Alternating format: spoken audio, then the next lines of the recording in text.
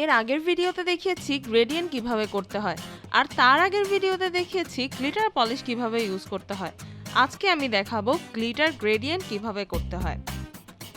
স্বাগতম প্রিয় সুন্দর মানুষেরা, যে কোনো নর্মাল নেল পলিশকে নেইল আর্টে ট্রান্সফর্ম করতে তৈরি হয়ে নিন, কারণ আজকের এই নেইল আর্ট এতই সোজা যে আপনি এক্ষুনি করতে পারবেন। প্রথমেই আমি দিয়ে নিচ্ছি সবসময়ের মতো আমার পিল অফ বেস কোট।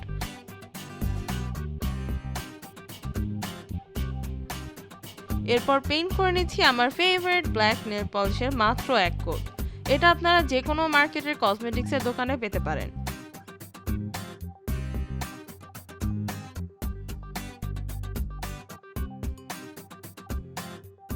এখানে আমি নিয়ে নিয়েছি গার্নিশ প্যারিসের দুইটা ভিন্ন টাইপের সিলভার গ্লিটার, কিন্তু যে কোনো একটা গ্লিটার নেল পলিশ হলেই চলবে।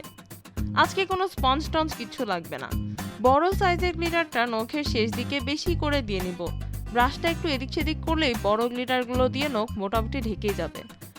এরপর এই ব্রাশটাকে বোতলের ভিতরের দিকে ভালো করে মুছে নিচ্ছি, যাতে বেশিরভাগ পলিশই চলে যায়, ড্রাই ব্রাশ টেকনিকের মতো। এবার এই প্রায় ড্রাই ব্রাশটাকে আমাদের আগে পেইন্ট করা গ্লিটারের উপরের দিকে নিয়ে আরেকটু গ্লিটার অ্যাড করব। এইটুকু করলে গ্লিটার গ্রেডিয়েন্ট হয়ে যাবে আপনার।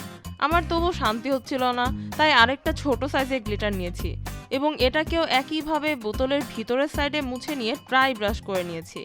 আর আগের গ্লিটারগুলোর উপর একটু ভালোভাবে ফেড ইফেক্ট আনার জন্য এটাও অ্যাড করেছি।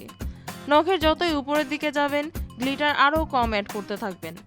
গ্লিটার গ্রেডিয়েন্ট অনেক সহজ, কিন্তু এর একটা বড় ব্যাপার হচ্ছে আপনাকে জানতে হবে কখন থামতে হবে। আমি ক্লিয়ারলি ভুলে গিয়েছিলাম, তাই সুন্দর লাগার পরেও আরও গ্লিটার অ্যাড করে করে জিনিসটা নষ্ট করে ফেলেছি। নখের মাঝখান থেকে ফেডটা আসলে দেখতে সুন্দর লাগে। আমি একটু বেশি করে ফেলেছি, আপনারা ঠিকমতো করবেন। এরপর টপ কোট দিয়ে নেবেন আর আমাকে ফেসবুক অথবা ইনস্টাগ্রামে ছবি পাঠাবেন।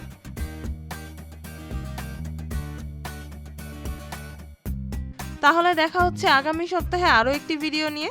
সেটা দেখতে আমার চ্যানেলে সাবস্ক্রাইব করুন।